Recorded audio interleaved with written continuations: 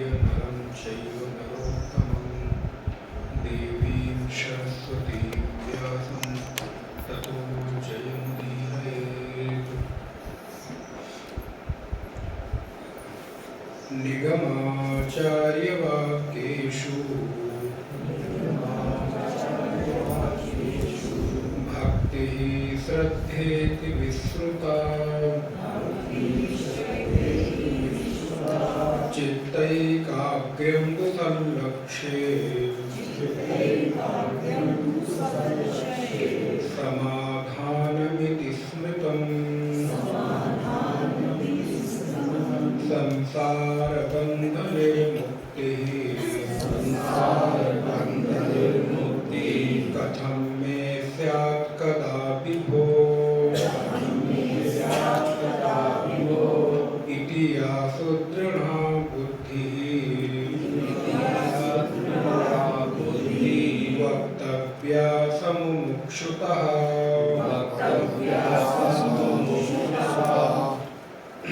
उक्तसाधनयुक्तेन विचारः पुरुषेण हि कर्तव्यो ज्ञानसिद्ध्यर्थ्याम् आत्मनः शुभमीक्षता नोत्पद्यते विना ज्ञानम् विचारेणान्यसाधनैः यथा पदार्थभानं हि प्रकाशेन विना क्वचित् कोऽहं कथमिदं जातं को वै कर्तास्य विद्यते कोऽहं कथमिदं जातं को वै कर्तास्य विद्यते उपादानं किमस्ति विचारा सोऽयमीदृशः उपादानं किमस्ति विचारा सोऽयमीदृशः।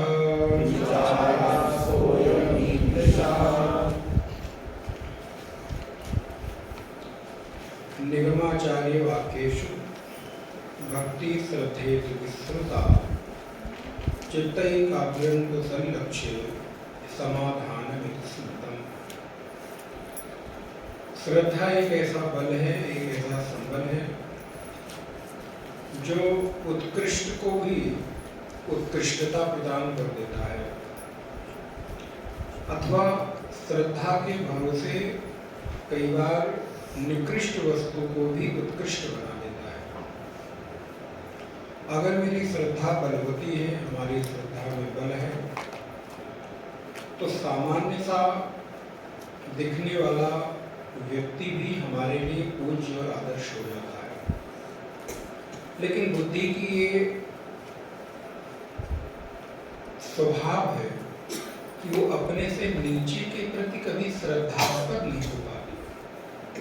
वो जब भी किसी को अपना आदर्श मानेगी, श्रद्धा का बल देगी, तो अपने से उत्कृष्ट को ही देती है। निकृष्ट के प्रति आदर भाव आएगा, सम्मान आएगा, लेकिन उच्च के प्रति आदर के साथ, सम्मान के साथ एक पूज्य भाव आता है। तो इसको इस तरह से समझना चाहिए। निम्न के प्रति आदर भाव होता है और श्रद्धा में उच्च के प्रति आदर के साथ साथ पूज्य भाव भी होता है। आप जिसको श्रद्धेय मानते हैं उसको बिना पूजा किए रह नहीं सकते। पूजा करने का मतलब ये नहीं कि रोज थाली सजाकर आरती उतार रहे हैं, माला पहना रहे हैं। पूजा का तात्पर्य है कि आप उसके प्रति एक कृतज्ञता के भाव से भरे।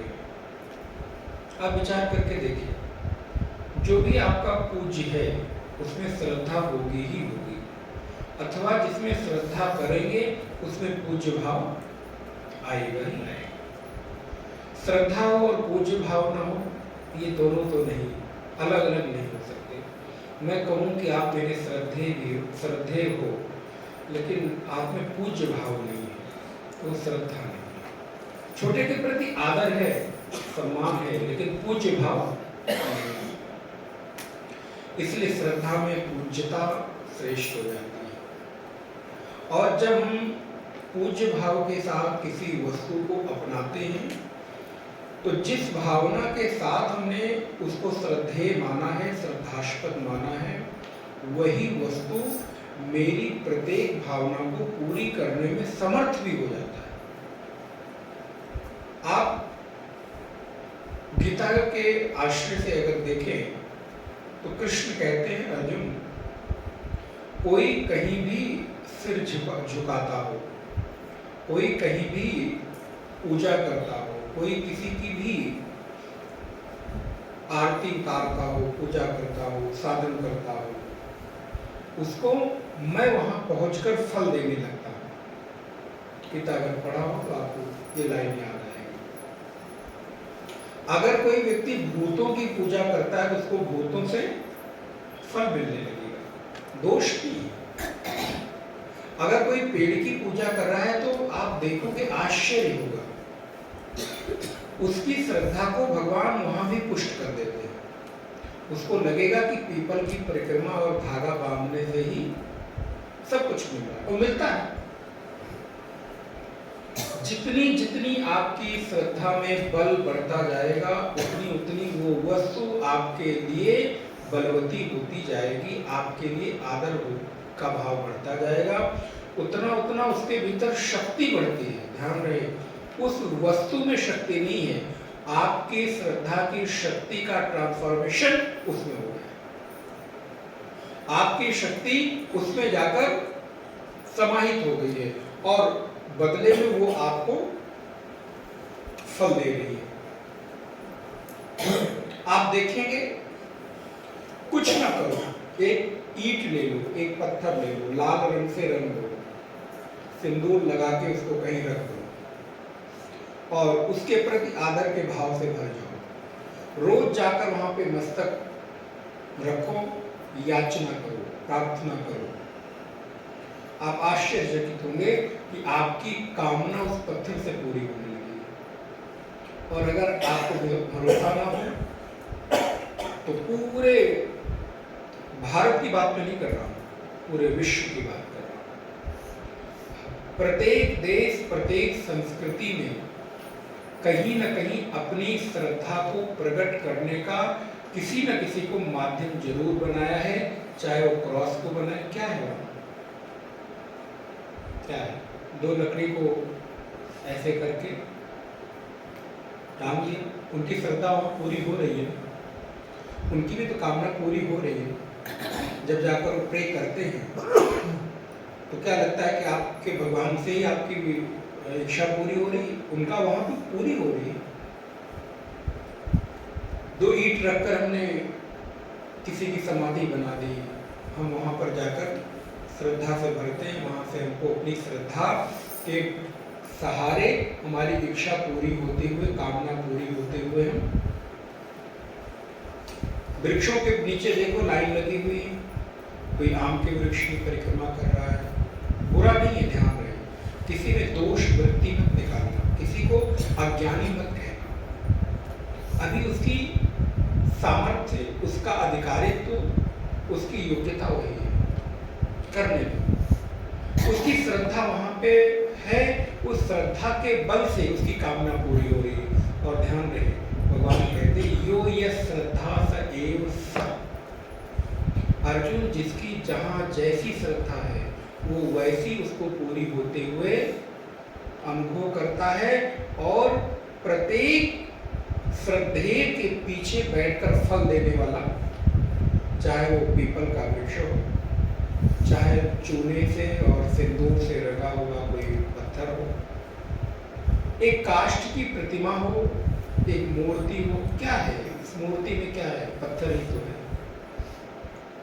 ये एक मूर्ति पत्थर से की बनी हुई आपने रोड के किनारे से उस मूर्तिकार के घर से उठाकर ले आए, मंदिर में पधरा दिया, उसके बाद से आपकी कामना पूरी होने लगी। वही मूर्ति जब तक रोड के किनारे पड़ी हुई थी आप प्रणाम नहीं करते थे। धूल, मिट्टी, बरसात, ठंडी, गर्मी सहन कर रही थी, आप बगल से निकलते चले जाते हो, आपको कोई फर्क, सिर नहीं झुकाते हो। कितने मूर्तिकार के यहाँ हजारों मूर्तियां पड़ी हुई, हनुमान जी की, शंकर जी की, शिवलिंग जाकर देखो। लेकिन वही मूर्ति जब उठकर, जो अभी तक रोड के किनारे थी, उठकर जब आपके मंदिर में आ जाती है तो आपकी श्रद्धा वहाँ पर उस मूर्ति में जैसे ही जाती है, जैसे ही आपने श्रद्धा के द्वारा उसको प्रतिष्ठित किया, वैसे ही वो मूर्ति आपके लिए पूज्य हो जाती है। अब अगर उस मूर्ति में पैर लग जाए तो आपको अपराध का बोध होगा, आहा पाप हो गया, ओहो सॉरी भगवान जी, क्षमा करना भगवान जी। अभी तक क्यों नहीं था? हजारों मूर्तियां रोड के किनारे पड़ी हुई हैं, जाकर सबको पैर छुओ, सबसे क्षमा मांगो, सॉरी बोलो, धूल मिट्टी उड़ रही है, आपकी गाड़ी से हो सकता है जा रहे हो, रोड पर पानी भरा हुआ हो और आप ही की गाड़ी के पहिए से पानी की बौछार जाकर उस मूर्ति पर, कोई फर्क नहीं पड़ता। कौन सी ऐसी चीज है जिसने उस मूर्ति में अब प्राण भर दिया, अब जीवंतता दे दी, अब उसके भीतर सजीवता दे दी। अभी तक वो पूज्य भाव में नहीं थी, लेकिन आपके घर के भीतर आते ही, मंदिर में पधराते ही वो पूज्य भाव हो गया। अब अगर पैर लग जाए तो आपको लगेगा पाप हो गया। क्यों? क्यों भाई? लगाओ ना पैर। अब क्यों आपको ख्याल आता है कि उनको भोग नहीं लगाए, मैंने खा लिया? हजारों लड्डू गोपाल दुकानों पे पड़े हुए हैं और दुकानदार जब आप लड्डू गोपाल मांगते हो तो उन्हीं लड्डू गोपालों के ऊपर पैर रखकर, बुरा नहीं लगता, पैर रखकर और ऊपर से अलमारी से निकाल के ये वाले पसंद नहीं आए दूसरा निकालो, ये वाले पसंद नहीं आए, तो उसको क्या फर्क पड़ता है? वो लड्डू गोपाल के ऊपर पैर रखता है और दूसरा निकाल के। गीता भागवत उपनिषद खरीद ले जाते हो, किताब वाला, किताब चाहिए, वो वाली है, अब वो पहुंच नहीं पा रहा है, किताबों का बंडल रखा है उसके ऊपर, देखा होगा, पैर रखा हो, क्या फर्क पड़ता है? अभी आपकी किताब ये नीचे गिर जाए, पैर लग जाए तो ऐसी क्या चीज बदल गई जिसके कारण अब ये पूज्य हो गई? कौन सी ऐसी चीज हो गई जिसके कारण वो मूर्ति पूज्य हो गई? लड्डू गोपाल दुकान से घर में आते ही अब उनको भूख लगने लग गई, अब उनको प्यास लगने लग गई, अब उनको ठंडी लग रही है, ऊनी कपड़े पहनाने चाहिए। होली के बाद गर्मी हो गई, अब उनके लिए कॉटन के कपड़े, पतले से कपड़े आने चाहिए। कौन सा ऐसा भाव है कि दिवाली में अपने साथ कपड़े लाना है तो लड्डू गोपाल का भी एक सेट, जन्माष्टमी में उनकी तैयारी के लिए क्यों जरूरी है भाई? हजारों लड्डू गोपाल तो दुकानों में भरे पड़े, अगर करना ही तो जाके सबको कपड़े पहनाओ, सबको भोग लगाओ रोज। नहीं हो रहा। कौन सी ऐसी चीज है जिसके कारण आपके भीतर भाव बदल गया और भाव के बदलते ही आपके व्यवहार में परिवर्तन आ गया? अब आप उनके दूध का ख्याल रखते हो, पानी का ख्याल रखते हो, खाने का ख्याल रखते हो। बाजार जाते हो, हमने ऐसे भी लोगों को देखा है, बाजार जाते हैं तो उनको लगता है कि लड्डू गोपाल हमारे घर में बैठ के इंतजार कर रहे हैं, उनके लिए कुछ नहीं तो एक चॉकलेट ही लेते चले। होता है, हमारे घर में हमारे भगवान बैठे हमारा इंतजार कर रहे होंगे, चलो उनके लिए कुछ नहीं, पार्ले की बिस्किट का पैकेट ही ले लेते हैं। ऐसे भी लोग हैं। क्यों? क्या कारण है? लेकर आओ, सबके लिए लाना है तो क्यों भेद कर रहे हो? मूर्ति पूजा ही करनी है तो सबकी करो ना। लेकिन ऐसी कौन सी चीज है जिसने उस मूर्ति में आपकी भावना को बदल दिया। विचार करो, घर में आते ही धूप बत्ती, दीप बत्ती, अगरबत्ती सबका ख्याल रखते हो, मेरे वाले हैं ये लड्डू गोपाल। और जैसे ही ये भाव मेरा आता है वैसे ही पूज्य भाव अपने आप आ जाएगा। तो मैं पुनः निवेदन करूं, श्रद्धा आते ही पूज्य भाव आएगा ही आएगा। श्रद्धा नहीं है तो शायद पूज्य भाव न आए, और यदि श्रद्धे में पूज्य भाव नहीं है तो अभी श्रद्धा का आलंबन कमजोर है। ऐसी हमारी कौन सी भावना ने हमको प्रभावित कर दिया। इसलिए अगर कोई किसी मूर्ति की पूजा कर रहा है, किसी पेड़ की परिक्रमा कर रहा है, किसी पत्थर को पूज रहा है, अज्ञानी हो सकता है, लेकिन उसके लिए आप न्यून बुद्धि मत करो, उसको समझाओ। भगवान कहते हैं, अर्जुन इतनी जल्दी निर्णय मत लो। न बुद्धि भेदम जले अज्ञानां कर्म संगिनां जोषयेत् सर्व कर्माणि विद्वान युक्तः समाचरन्। जो विद्वान है, जो ज्ञानी है, जो समाज के मार्गदर्शक हैं, वो लोग क्या करें? बोले उन अज्ञानियों को देखकर तरस मत खाओ, बल्कि उनको धीरे से उस अज्ञानता जन्य कृत्य से मोड़कर उनको ज्ञान की ओर ले जाओ। अचानक मत करना, एक दिन में ही मत कर देना, चलो छोड़ो सब। कई बार हम थोड़ी एक दो चार किताबें पढ़ लेते हैं, दो चार वर्कशॉप सुन लिया, दो चार चीजें हो गई, तुमको लगता है नहीं, ये गलत तरीका हो जाएगा। भगवान कहते हैं न बुद्धि भेदम जने अज्ञानम। जो अज्ञानी लोग हैं, उन अज्ञानी लोगों के कृत्यों को उनको हटाओ मत, क्योंकि जिस आलंबन के भरोसे वो चल रहे थे, तुमने वो आलंबन खींच लिया, और हो सकता है जिस आलंबन को तुम पकड़ाना चाह रहे हो पकड़ न पाए, तो क्या होगा? वो बेचारा तो बीच में रह गया। तो इससे अच्छा उसको रहने दो, ना करने दो, उसी के भरोसे चलने दो।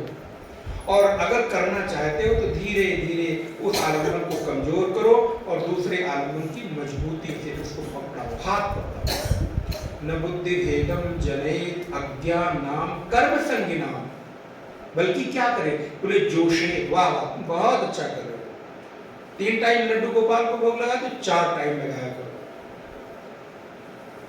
जब जब पानी पीते हो तब तक भगवान को भी प्यास लगती होगी, उनको भी पिलाया करो। आप देखेंगे महापुरुष ऐसा कहते हुए दिखाई देंगे, और जब उपदेश करेंगे तो उनको लगेगा कि ये क्या है, तो क्या कहते हैं, अज्ञानी लोग पूजा करते हैं। उपदेश के समय लगेगा कि सर्वम खलविदम ब्रह्म, सब ब्रह्म है। लेकिन जब भक्त कोई आया समाधान चाहता है तो कहते नहीं 4 टाइम नहीं, अब 1 टाइम और बढ़ा दो। अभी 11 माला करते हो, अब जरा ना कल से 15 माला करना। अभी तो आप कह रहे थे कि ये माला वाही साधन है, अभी तो आप कह रहे थे मूर्ति पूजा वाही साधन है, इसका आप खंडन कर रहे थे, और अब आप मुझे कह रहे हो। तो बोले चूंकि अभी तुम्हारा आलंबन का भरोसा वही है, वो अगर हम खींच लेते हैं और तुमने अभी इसको पकड़ा नहीं, मजबूती नहीं, तुम मझधार में रह जाओ। इसलिए धीरे धीरे उनको बताने का प्रयास करें, कोशिश करें। न बुद्धि भेदम जनेत अज्ञानां कर्म संगिनां जोषेत् सर्व कर्माणि। जो कर रहे हो ठीक कर रहे हो। विद्वान युक्ता, और ये भगवान विकल्प नहीं दे रहे, आदेश दे रहे। विद्वान युक्ता समाचरण। विद्वान का, ज्ञानियों का एक कर्तव्य है कि उस ज्ञानी को उस मार्ग पे लगाए रखे, लेकिन उसको मौका मिलते ही, समय होते ही धीरे से ये कह दे जरा इसको भी एक बार ट्राई करके देखो। ऐसे भी कर सकते, जरा एक बार गीता को भी झट से पढ़ के जरा देखो, एक बार ना जरा उपनिषद की कक्षा भी अटेंड करो, एक बार जरा ना तत्वबोध भी पढ़ो, आओ तत्वबोध पढ़ो। जब करते रहो कोई बात नहीं, 11 माला 20 माला 50 माला जो करते हो करो, अनुष्ठान करो, जरा उपनिषद भी एक बार पढ़ लो ना। और जैसे आपके भीतर योग्यता आएगी, ध्यान रहे, वैसे आपको तद अनुरूप परिस्थिति मिल जाएगी। ये प्रकृति का अद्भुत नियम है, प्रकृति आपको तद अनुरूप लोगों से मिला देगी। गीता में भगवान बार बार संकेत करते हैं कि पूर्वकृत आपके जो एकत्रित हुए पुण्य कर्म है, आवश्यकता पड़ने पर वर्तमान जन्म के साथ में उसका संयोग करा देता है। लभते पौर्व देहिकम तत्रतम बुद्धि संयोगम लभते पौर्व देहिकम। पूर्व जन्म के और वर्तमान जन्म के परिस्थितियों को मैं संयोग करा देता हूं और देखते देखते तद अनुरूप आपको वैसे व्यक्ति, वैसी परिस्थिति, आपकी वैसी मना स्थिति बन जाती है। क्यों? क्योंकि अभी उस व्यक्ति को ये आलम्बन ही मजबूती है, उसको बताओ ठीक है, लेकिन इसके अलावा जरा दूसरी चीज भी ट्राई करके देखो, अच्छा लगेगा तो करना, नहीं तो करते रहें। ये गुरुजनों का, आचार्यों का, संतों का, विद्वानों का कर्तव्य है। लेकिन प्राय हम क्या करते हैं, मान लो मेरे सामने अभी थाली में रोटी आई और रोटी कच्ची हो, अथवा अधिक प्यार उमड़ा हो तो जल गई हो, काली काली हो गई हो। कोई व्यक्ति आए जो और अधिक प्यार करता, समझ तो क्या रोटी खा रहे हो आप, या तो कहेगा जली हुई, या कहेगा कच्ची रोटी खा रहे हो, हटा दीजिए तो। अच्छा ठीक है, मैं हटा दूं। अब बैठे इंतजार कर रहे हैं।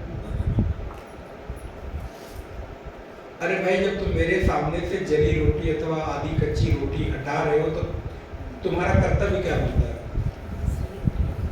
कि मेरे सामने एक ठीक ठीक रोटी तो लाके रखो, नहीं तो कम से कम मैं उस जली रोटी खा के अपनी भूख तो मिटाता, या कच्ची रोटी खा के अपनी भूख तो मिटाता, अपनी क्षुधा को निवृत्त करता।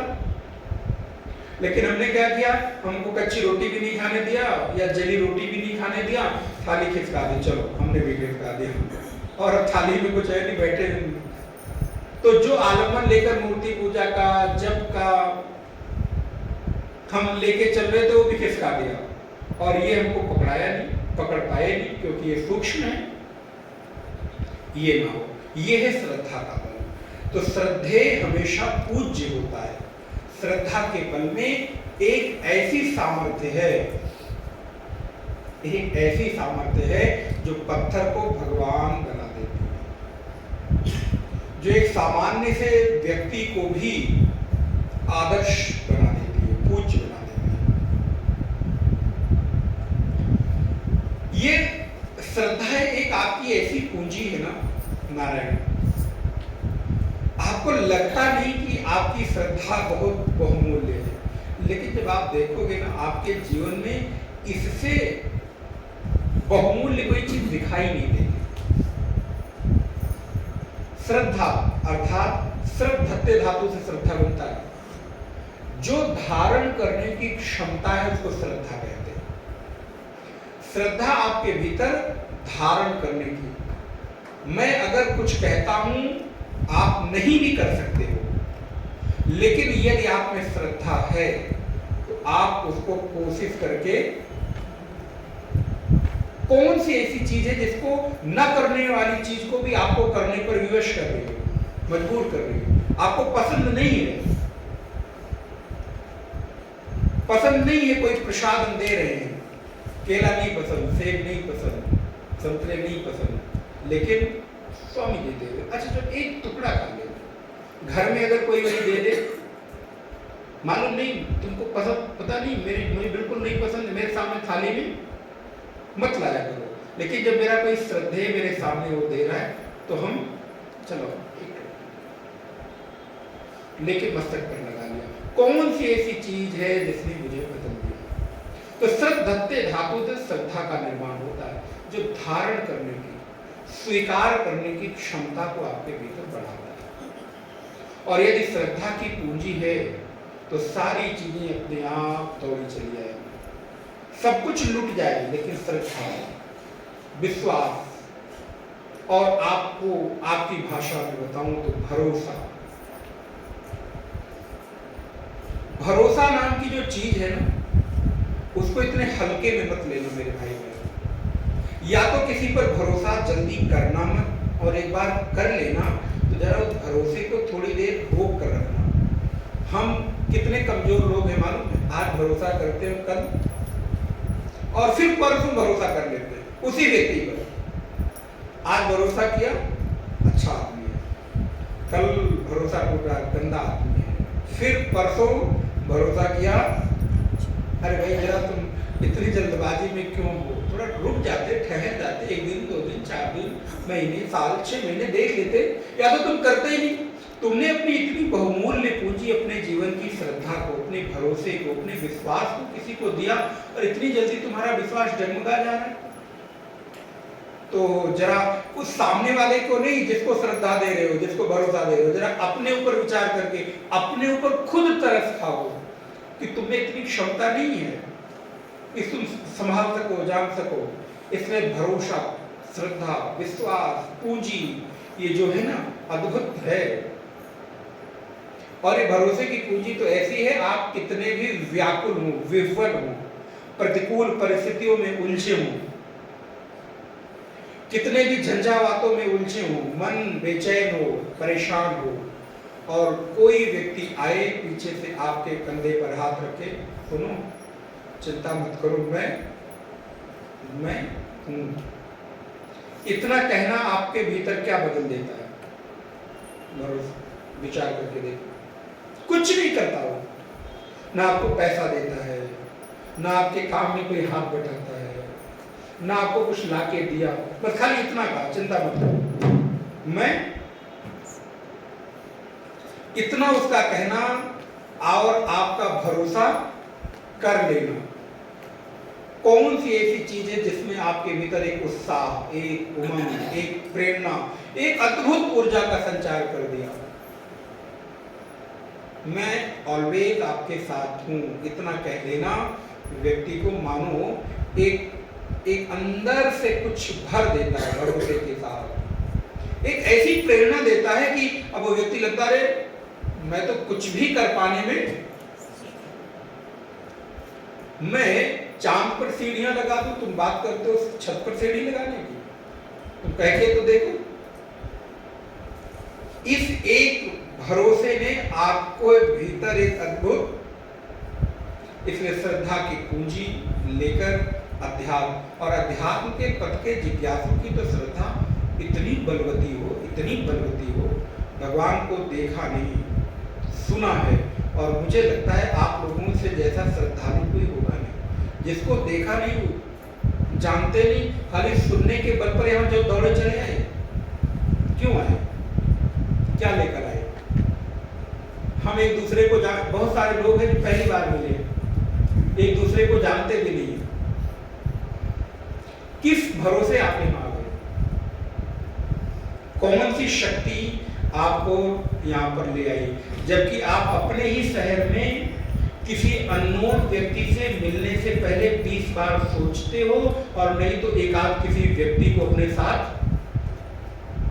अपने भरोसे वाले व्यक्ति के साथ मिलने के लिए लेकर अपने ही शहर में दिन के उजाले में 1 घंटे के लिए मीटिंग के लिए जाते हो, तो आप ऐसे जाते हो। और यहाँ अपने घर से हजारों किलोमीटर दूर 10 दिन के लिए, पता भी नहीं रहने की कैसी व्यवस्था, खाने की कैसी व्यवस्था, हम इतने कंफर्ट में रहते हैं, पता नहीं हमारे अकॉर्डिंग होगा कि नहीं होगा, लेकिन हम निश्चिंत होकर भरोसा करके चले आए। एक और सिद्धांत, श्रद्धा आपको निश्चिंत करती है, और इस जीवन में निश्चिंतता से बड़ा सुकून आपको क्या मिलेगा? जब आप श्रद्धा से भरोगे तो निश्चिंतता आनी ही आनी। ये एक दूसरे के पूरक हैं। जिमि सद्गुण सज्जन पही आवा, जैसे सद्गुण सारे सज्जनों के पास दौड़े चले जाते हैं, ऐसे ही श्रद्धा की पूंजी, श्रद्धा का भरोसा आपको निश्चिंत करता है। आप अपने जीवन की बागडोर, आप अपने जीवन की तिजोरी, गाड़ी, कमाई छोड़कर चले जाते हो कि इसको देखिएगा, संभालिएगा, आपका एटीएम, आपका पासवर्ड, आपके सोने चांदी जवाहरात जो भी कुछ है, बहुमूल्य वस्तुएं, सब आप छोड़ देते हो। किसके भरोसे? श्रद्धा के भरोसे। भरोसा ऐसा कि इतना सुदृढ़, एक और बात निकल कर आती है, श्रद्धा आपको ये एहसास कराती है कि मेरी श्रद्धा इतनी प्रगाढ़ है जिससे मेरा कभी अहित, अगर आपको अहित की भावना का ख्याल आता है, श्रद्धा आपकी कमजोर है। अगर श्रद्धा है तो कभी अहित होगा ये ख्याल ही नहीं आएगा, एक मन में आएगा ही नहीं। भरोसा इतना हो गया कि अब मैं भरोस हनुमंता, मुझे इतना भरोसा हो गया कि अगर संत मिल गए, गुरु मिल गए, भक्त मिल गए, तो भगवान तुम मिलकर रह जाएंगे कहां। ये है भरोसे की पूंजी, ये है श्रद्धा की पूंजी। आप देखिए कितना अद्भुत जीवन है।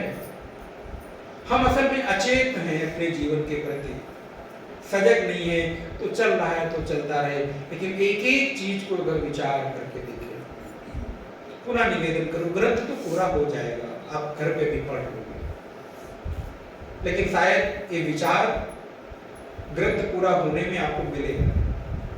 तो इसलिए ग्रंथ पूरा ना हो तो आप चिंता मत करिएगा। और हम लोग जिन आचार्यों से पढ़े हैं उन लोगों की भी यही स्थिति रहती थी। पूज्य स्वामी सुखदानंद जी वो कभी कहते थे ग्रंथ पूरा करके एक श्लोक उतर जाए तो ग्रंथ तो अपने आप सारे उतर गए, और सारे श्लोक आपने पढ़ लिए, अगर उतरा नहीं तो उसका मतलब क्या रहेगा। एक सिद्धांत उतर जाए, ग्रंथ का उद्देश्य क्या है,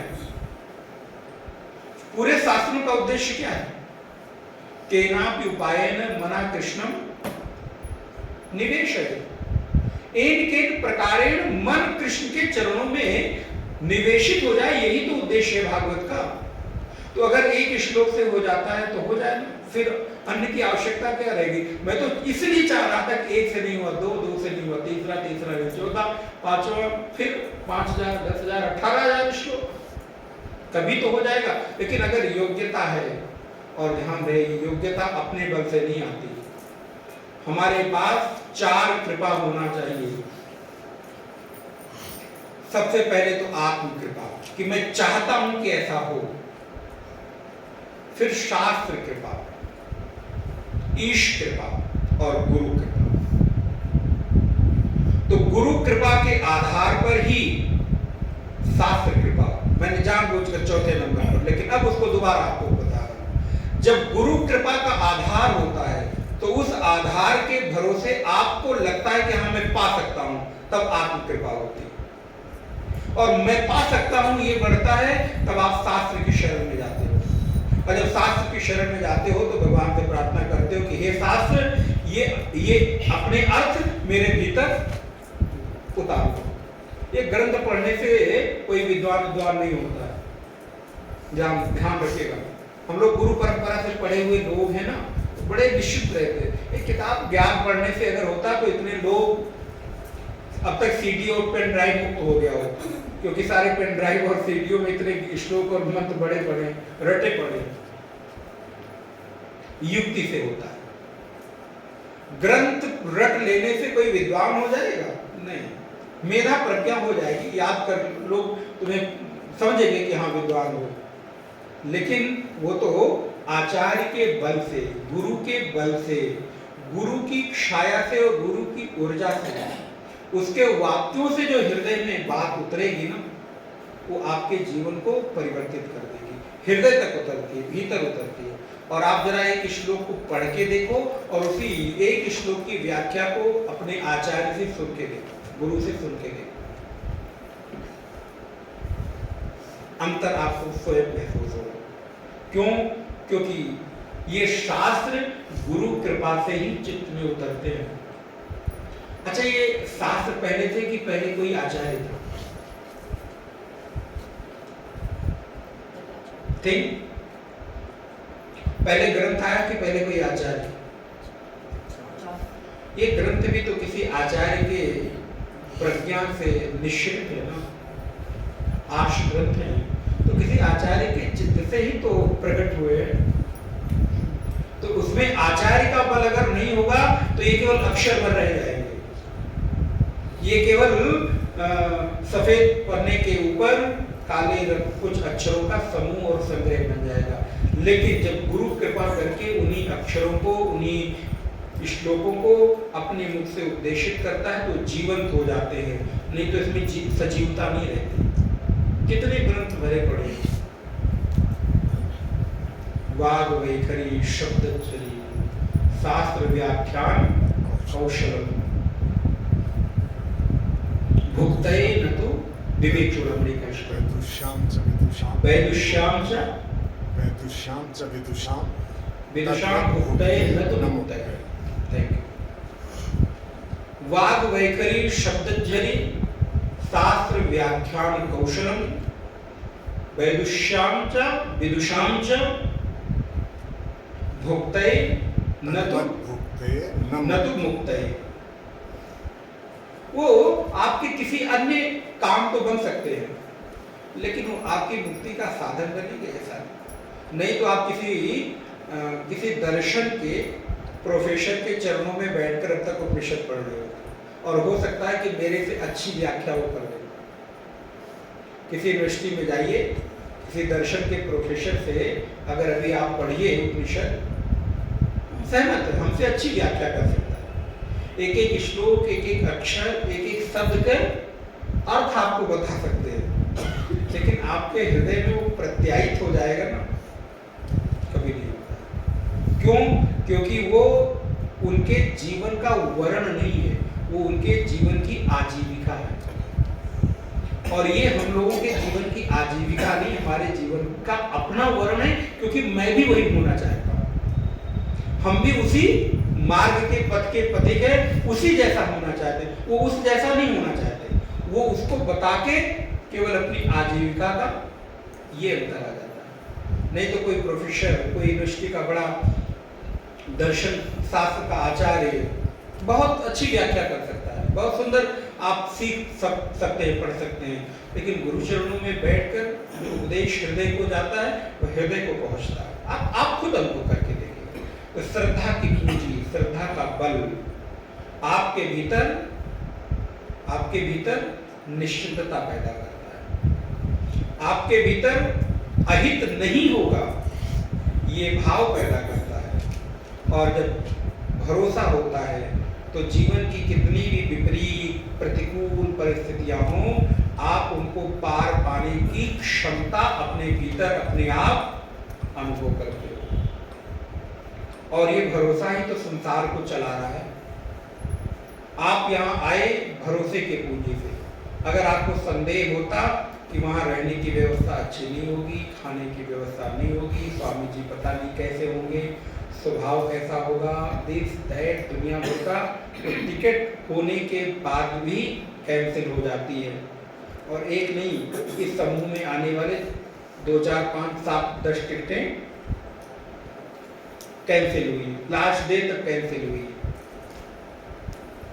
क्यों? एक ये नहीं कह रहा हूं कि भरोसे की कमी थी, हो सकता है कि प्रारब्ध की कमी हो सकता है कृपा की कमी हो सकता है उस योग्यता और अधिकारित्व की कमी हो, या अन्य कोई कारण हो सकते हैं।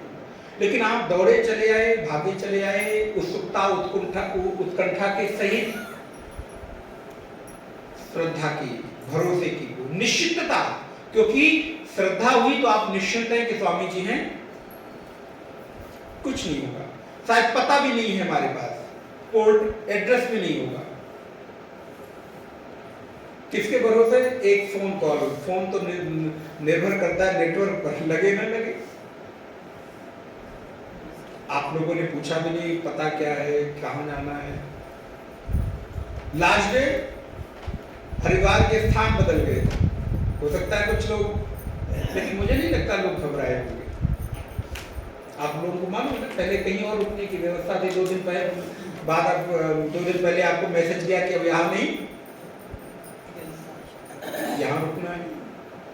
लेकिन कौन सी ऐसी पूंजी थी, कौन सा ऐसा बल था, उसके बाद भी आप नहीं घबराए।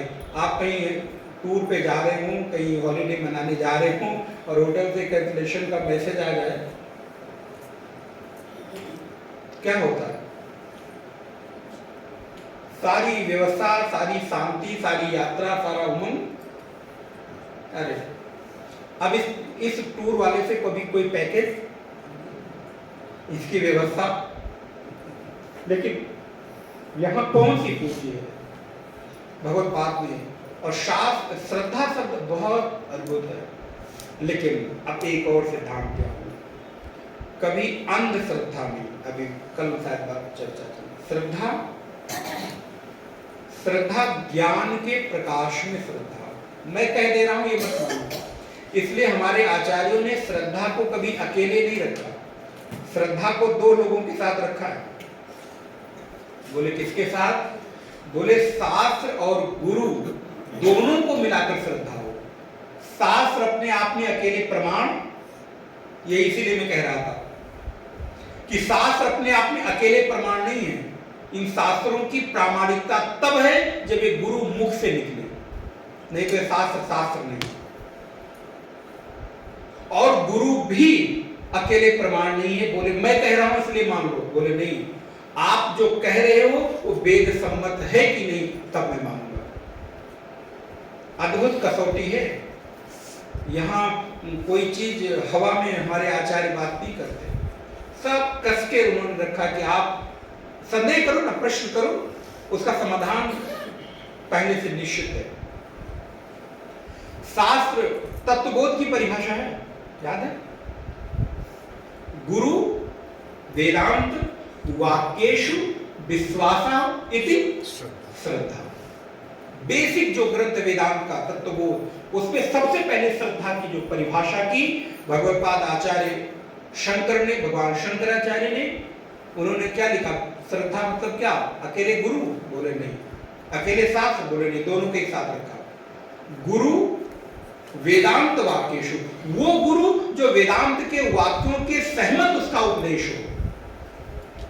और अकेले शास्त्र पढ़ लूं? बोले नहीं। अकेले पढ़ोगे तो अर्थ का अनर्थ लगा लोगे, क्या समझोगे कुछ पता नहीं। इसलिए शास्त्र पढ़े तो गुरु की छाया में पढ़े। तो गुरु वेदांत वाक्येषु विश्वासा इति श्रद्धा। और यहां पर भी तो यही कहते हैं भगवत्पाद। निगमाचार्य, निगम माने वेद और आचार्य माने गुरु।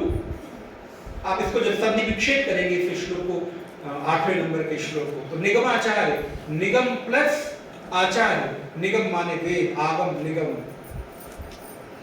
और आचार्य माने गुरु। तो निगमाचार्य वाक्येषु भक्ति ही, एक कदम और आगे बढ़ गए। बोले श्रद्धा तो हो, और जब श्रद्धा आएगी तो भक्ति। भक्ति का मतलब क्या होता मालूम है? कोई परिभाषा इतना तो बोल सकते हैं। भक्ति का मतलब बहुत सुंदर, विश्वास की चरम पराकाष्ठा। बहुत अच्छा।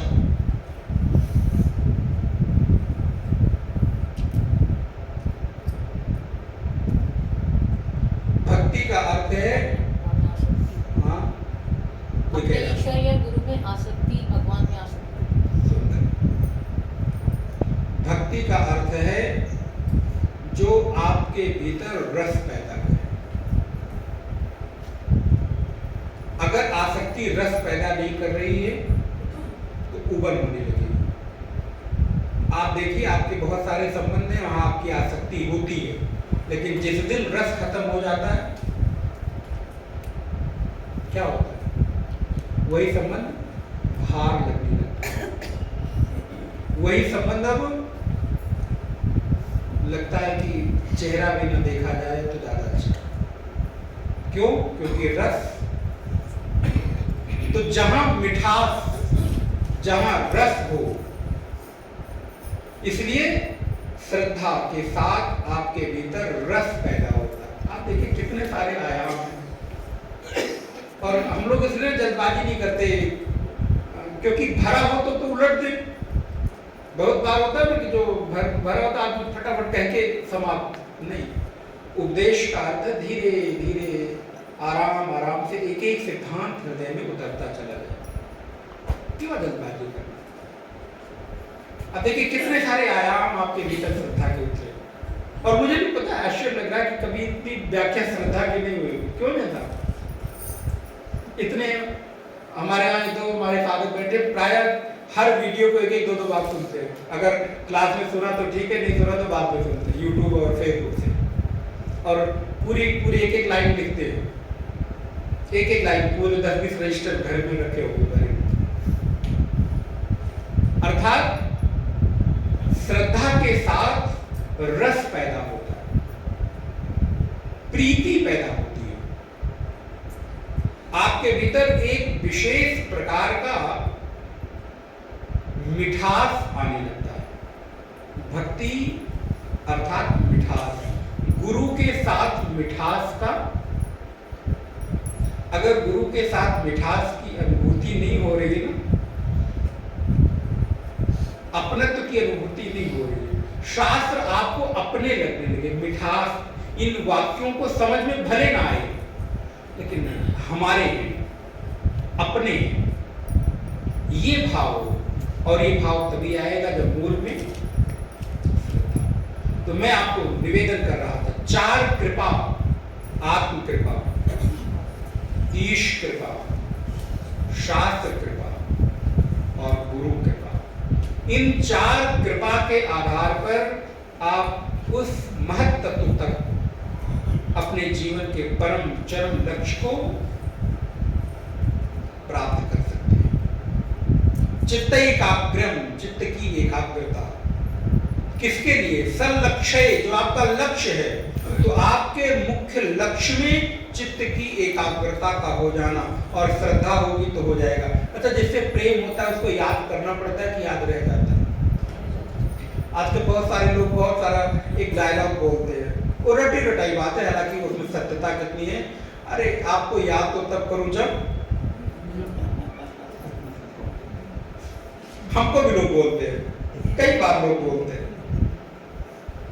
मालूम है मुझे, बहुत लोगों के मैसेज आते हैं। कभी जैसे बहुत दिन हो गया तो क्या हो रहा है, कैसे हो रहा है, बहुत दिन से बात नहीं हुई। अरे आपको बात क्या, आपको भूलूं तब तो याद करूं। तो मुझे भी मालूम, हाँ ठीक, बहुत अच्छी बात है, हम भी भरोसा कर लेते हैं, विश्वास करते हैं, हम तुम ठीक कह रहे हो, क्योंकि मेरा क्या जाता है, भरोसा करने में मजा ही है, अच्छा ही है, भरोसा कर लो। लेकिन वो बोलने वाला भी जान रहा होता है कि मैं क्या कह रहा हूँ। शायद महीने में एक बार भी याद ना आई हो, ख्याल ना आया हो, और कह रहा है कि मैं भूलूं तो तब जब याद करो, याद तो तब करूं जब भूलूं। तो किसको याद करूं? जिसको प्रेम होता है ना, जिससे, उसको याद करना नहीं पड़ता, बल्कि याद रह जाता है। आपको किसी से आसक्ति हो जाए, प्रेम हो जाए, संसारिक प्रेम की भी बात कर रहा हूं, लव की बात कर रहा हूं, जिसे आप कहते रहते हैं, स्थिति क्या होती है? प्रतिक्षण उसी के इर्द गिर्द चित्त घूमता रहता है कि नहीं, खाया कि नहीं, गया कि नहीं, क्या कर रहा है, कैसे कर रहा है, क्या प्लानिंग है, क्या करोगे, आगे आगे हर एक क्षण, खाने के टाइम, सुबह उठते ही गुड मॉर्निंग, सोते ही गुड नाइट, प्रतीक्षा भी रहती है। क्यों?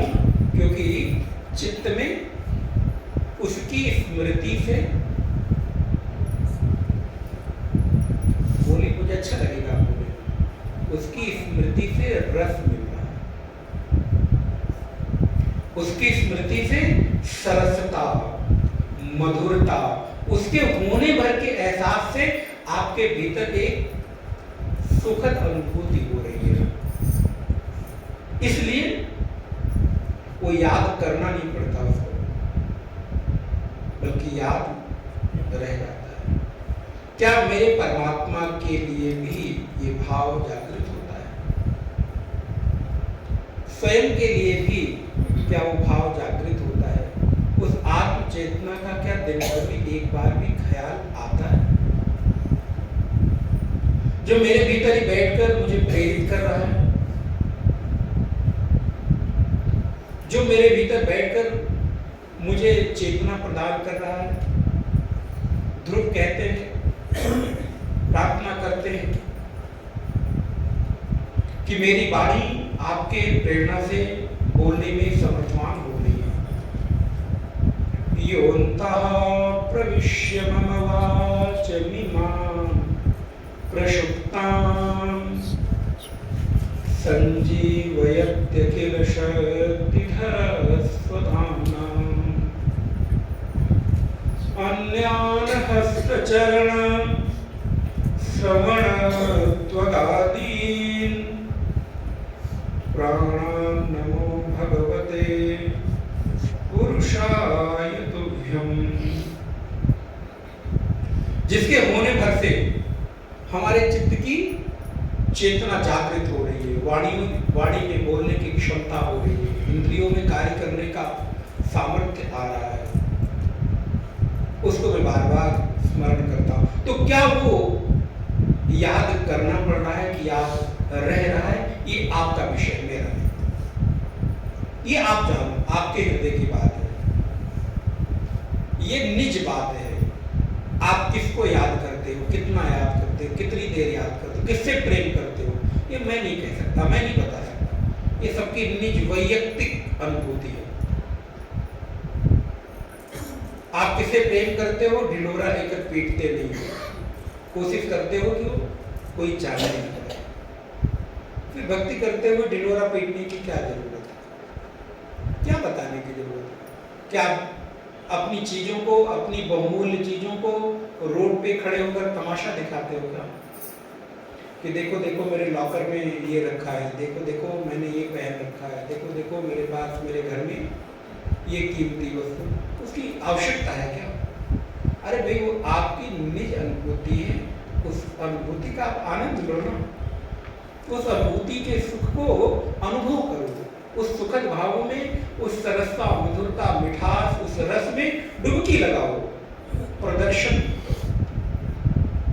हो जाए, प्रदर्शन का तात्पर्य किसी को पता चल जाए तो ठीक है, सहजता में। आपने कोशिश करके दिखाया नहीं, लेकिन आपके व्यवहार से, आपके वाणी से, आपके कर्मों से, आपके क्रियाकलाप, चेष्टाओं से किसी को लग जाए तो ठीक है, अच्छी बात है, उसमें कोई दोष नहीं है।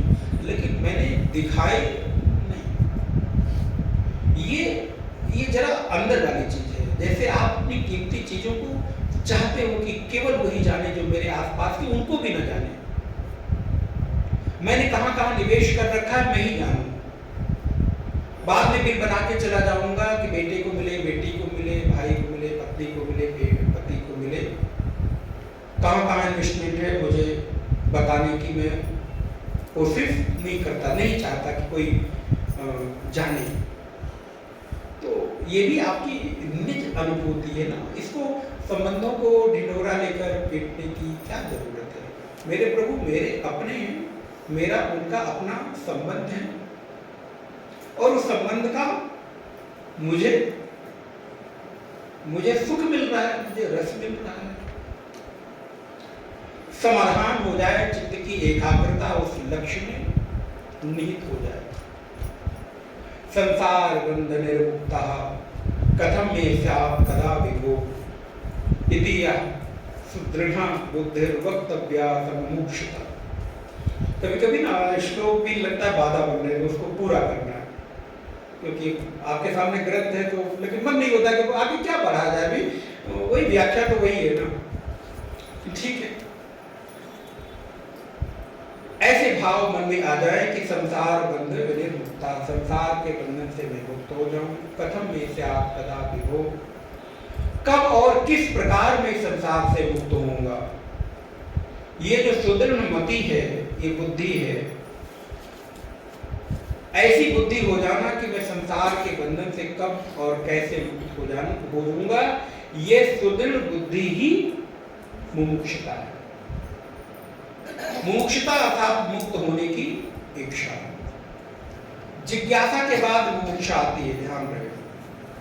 साधक, चलो एक कैटेगरी और लेते हैं, भक्त, साधक, जिज्ञासु, मुमुक्षु, फिर ज्ञानी।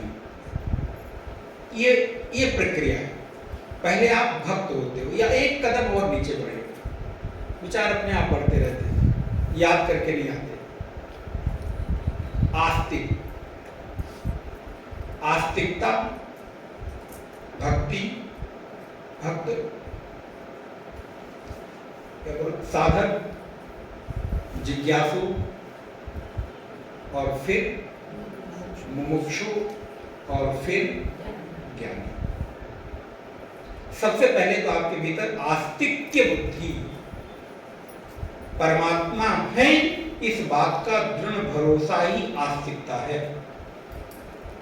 किसी भी परिस्थिति में ये भरोसा टूटे, लेकिन हम और आप बड़े बेवफा लोग हैं, मालूम है? हम लोगों से बड़ा बेवफा कोई नहीं है। अच्छा सब है तब तो भगवान है, और थोड़ा सा गड़बड़ हो जाए तो सबसे पहला आक्षेप मेरे साथ। अरे भाई, तुम्हारे ही साथ नहीं, ऐसे संसार के बहुत सारे लोग हैं जिनके साथ। तो आस्तिक की बुद्धि बढ़े, आस्तिक बुद्धि इतनी बढ़ जाए कि वो है, भरोसा टूटे नहीं। फिर भक्त की स्थिति आएगी, भक्ति बढ़े, और जब भक्ति बढ़ेगी तो भक्ति माँ है, ज्ञान पुत्र है। फिर आप जिज्ञासु होंगे, साधक होंगे, साधक के बाद आप जिज्ञासु होंगे। कभी क्रम आगे पीछे हो जाए ना तो आप लोग मैनेज कर लिया करें, क्योंकि कोई रट के बोलते नहीं है, विचारों से बोलते हैं। हो सकता है एकदम कोई आगे पीछे हो जाए तो जरा उसको ये मत सोचिए कि हमने आगे पीछे बोल दिया, क्योंकि क्रम कई बार जब रटा होता है ना कोई विषय, तभी ठीक रहता है। रटे रटाए की आदत हम लोगों की है, चलते चलते केवल देख लिया जाता है कि श्लोक क्या है, बस इतना ही। तो जिज्ञासु हो, और जिज्ञासु के बाद मुमुक्षा हो, मुक्त होना है, ये भरोसा बढ़े। और फिर तो अगर मुक्त होने की भावना आ गई ना, आप समझना जीवन की बड़ी उपलब्धि है। अगर आप इस जीवन में अभी केवल मुमुक्षु होकर मर जाओ तो आप समझ लेना बहुत बड़ी आपकी एक यात्रा पूरी होगी। लेकिन हाँ, दृढ़ता वाले मुमुक्षा, और मुमुक्षा के बाद तो जिज्ञासु होना ही है। इस पर कल हालांकि विषय और मन में आ रहा है, बोलने की इच्छा, थोड़ी चर्चा की, लेकिन समय की अपनी सीमा है। कल हम लोग थोड़ा सा इस पर विचार करेंगे। ओम पूर्णमदः पूर्णमिदं पूर्णात् पूर्णमुदच्यते पूर्णस्य पूर्णमादाय पूर्णमेवावशिष्यते। ओम शांति शांति शांति। हरि ओम श्री गुरु